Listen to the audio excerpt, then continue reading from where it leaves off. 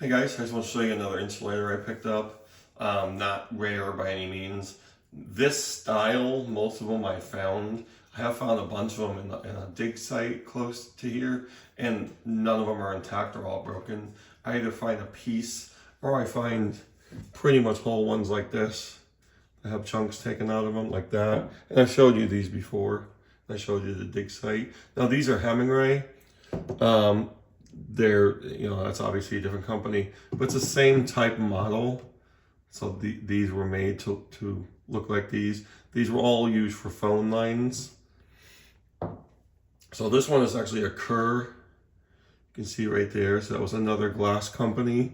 So they originated through Armstrong with Tatum. So Armstrong purchased with Tatum around 1938. Kerr took over operations from Armstrong around 1969. Now, they didn't make insulators for very long, but I didn't know that they were still making them into the 70s. So Kerr basically made these insulators from 1969 to around 1975, 1976.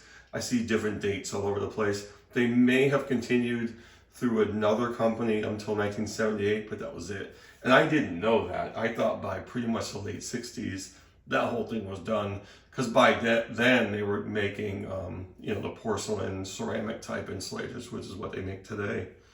So to see that, most places I was researching would say 1975. I thought that was interesting because this one, of course, has Made in the USA on it, and it has the 1272.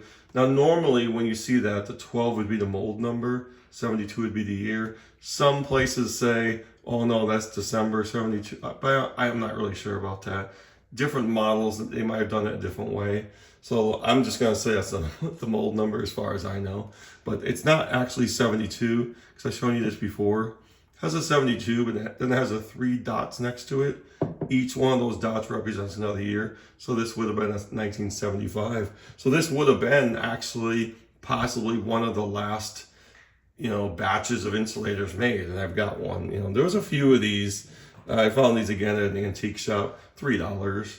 There's a whole bunch of them actually. So it was pretty cool to find those, even though they're not rare. I don't really care. It's just something I've been trying to find because I didn't have any, except for, of course, the broken ones. I don't even know why I still have those, but yeah, I do. Like I said, I probably got like half a dozen of them. But yeah, it was a pretty interesting little insulator. This is the cleanest one they had, although the other ones could possibly be cleaned. The threaded hole there is a lot smaller than the typical ones I've been showing you.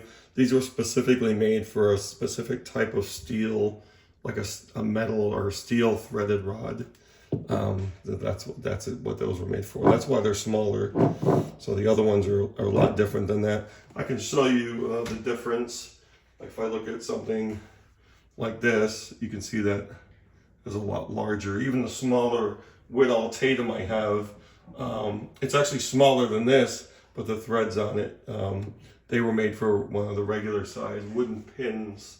So yeah, that's it.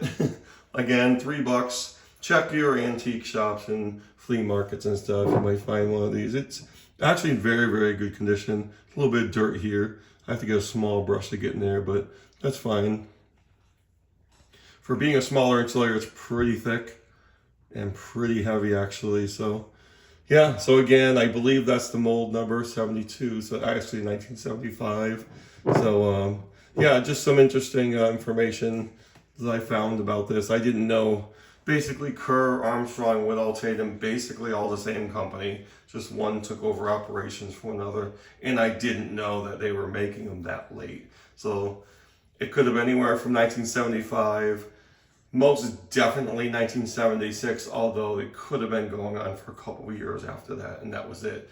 Because a lot of these companies, they originated as glass companies. They made glassware, they made canning, jars, medicine bottles, and then was around the 1840s or so when they started making these insulators.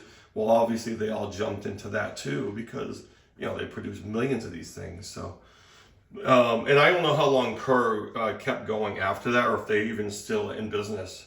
I know it, like, again, as far as late 70s, they were out of the Insulator game. They may still make canning jars today. I'm not really sure, but yeah, that's it. I'm gonna stop rambling now. I just wanted to show you this. Again, not rare, but a nice little insulator that I didn't have. It's nice to find one that actually isn't broken. So, all right, if you guys have some of these, let me know, and I'll see you in the comments. Take care.